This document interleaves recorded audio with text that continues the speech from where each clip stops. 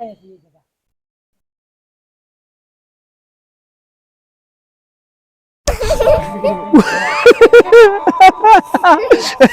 क्या क्या तूने डरा दिया यार। किधर से आया? किधर से आया? डराया तूने कितना? घर से आया क्या? हाँ?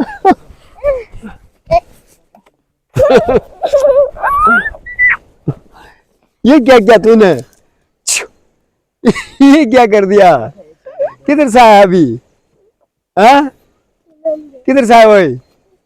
हाँ?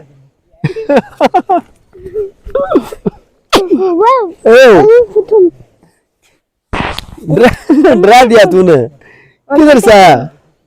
नाजरीन देखो ना, ये अभी घर से आया है। मुझे इसने फोन किया किधर है, मैंने कहा कि मैं अभी यहाँ आया हूँ, यहाँ गाड़ी धो रहे हैं। तो कहते मैं आता हूँ, मैंने कहा आ जाओ।